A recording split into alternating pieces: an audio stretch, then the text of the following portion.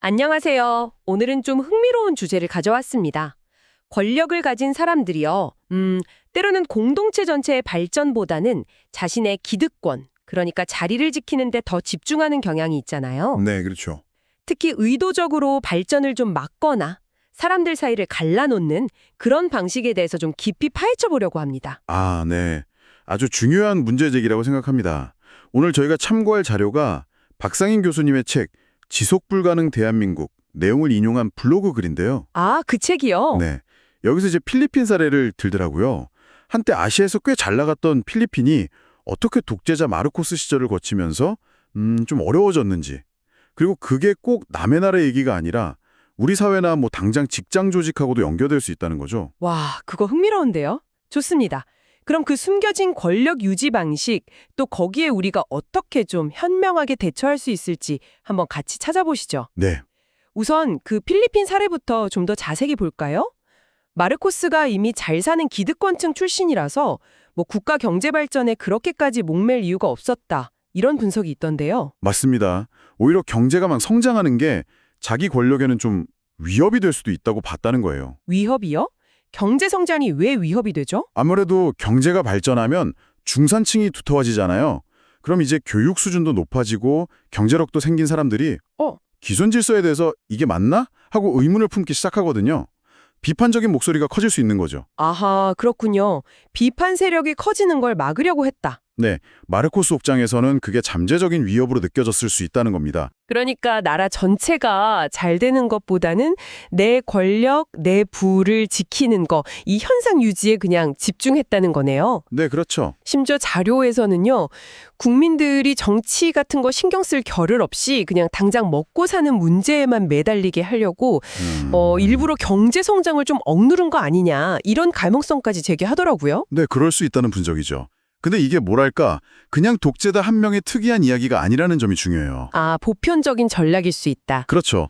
기득권을 지키려는 세력이라면 누구나 생각해 볼 수 있는 그런 분열과 정체 전략의 한 예시로 볼 수 있다는 거예요.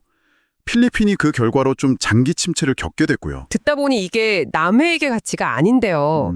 자료에서도 우리나라 상황에 대한 좀 우려 섞인 시선이 있다면서요. 네, 그런 지적이 있습니다.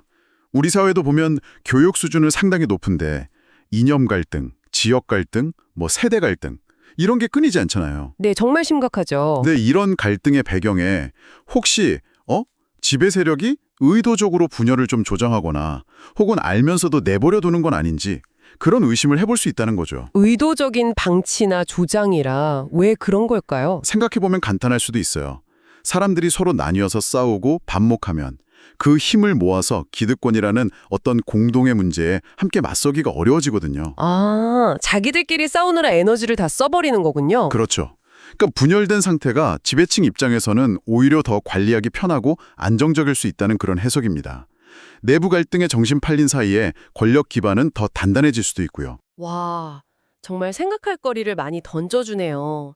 근데 국가 단위 얘기도 그런데 이게 직장에서도 나타난다고요? 팀장이 팀원들 사이를 일부러 갈라놓는다니. 이건 좀 뜻밖인데요? 네, 저도 그 부분이 좀 놀라웠는데 자료에 따르면 그런 경우가 실제로 있다는 거예요. 아니, 왜요? 팀이 잘 돼야 팀장도 좋은 거 아닌가요? 그렇죠. 그런데 팀원들이 서로 막 신뢰하고 똘똘 뭉쳐 있으면 가끔 팀장이 좀 불합리한 지시를 하거나 잘못된 결정을 내릴 때 팀원들이 함께 그건 좀 아닌 것 같습니다 하고 목소리를 내기가 쉬워지잖아요. 아, 저항할 수 있으니까? 네. 그러니까 일부러 팀원들 사이에 뭐 미묘한 경쟁심을 부추긴다거나 정보를 좀 차단해서 오해를 만든다거나 이런 식으로 불화를 조장해서 팀의 그 끈끈함, 응집력을 약화시킨다는 거죠. 결국 팀 전체의 성과보다는 그냥 자기 권위, 자기 자리 지키기가 더 중요해지는 거네요. 네, 그런 셈이죠. 팀의 발전보다는 관리자의 어떤 개인적인 불안감 같은 게 우선시되는 안타까운 상황인 겁니다. 그렇군요. 자, 그럼 이 모든 분석들, 필리핀 사례부터 뭐 사회 갈등, 직장 내 문제까지 이게 우리한테 뭘 말해주고 있는 걸까요? 이런 분열과 정체 전략에 우리는 어떻게 대응해야 할까요? 자료에서는 결국 두 가지를 강조하더라고요. 깨어있는 인식, 그리고 지혜로운 연대. 깨어있는 인식과 지혜로운 연대? 네. 첫째는 지금 우리 눈앞에 벌어지는 갈등이나 어떤 문제가 있을 때 이게 그냥 자연스러운 건지 아니면 혹시 누군가에게 이득이 되도록 좀 의도된 건 아닌지 비판적으로 질문을 던져봐야 한다는 거예요. 일단 의심부터 해보라. 그렇죠. 그리고 둘째는 감정에 확 휩쓸리기보다는 상황을 좀 차분하게 이성적으로 판단하고 우리 공동의 이익이 뭔지를 생각해야 한다는 거고요. 네. 감정보다는 이성. 그리고 마지막으로 제일 중요한 건데요. 결국은 연대하고 통합하는 겁니다. 서로 간의 작은 차이점들 있잖아요. 그런 걸 좀 넘어서서 공동의 목표를 위해서 힘을 합치는 거.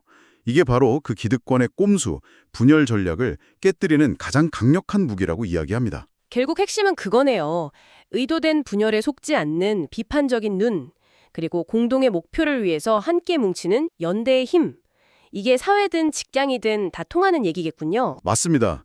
그리고 이런 패턴이 존재할 수 있다는 걸 우리가 인지하는 것 자체만으로도 저는 굉장히 중요한 첫걸음이라고 생각해요. 그렇죠. 알아야 속지 않으니까요. 네, 진짜 발전이라는 건 구성원들이 서로 믿고 같이 힘을 모을 때 이루어지는 거지 누군가의 기득권을 지켜주려고 서로 싸우는 데서 오는 건 절대 아니니까요. 네, 오늘 정말 중요한 점들을 짚어주셨습니다. 그럼 오늘 나눈 이야기들을 바탕으로 청취자 여러분께서 한번 스스로에게 던져볼 만한 질문을 드리면서 마무리할까 합니다. 만약에요, 분열이라는 것이 특정 권력 구조에 이득이 되는 방식이라면 여러분의 아주 일상적인 생활 속 사소해 보이는 영역에서는 혹시 어떤 모습으로 그게 나타나고 있을까요? 이전에는 그냥 당연하게 생각했던 관계나 상황 속에 혹시 우리가 미처 보지 못했던 어떤 숨겨진 의도는 없을지 한번 생각해 보시는 건 어떨까요?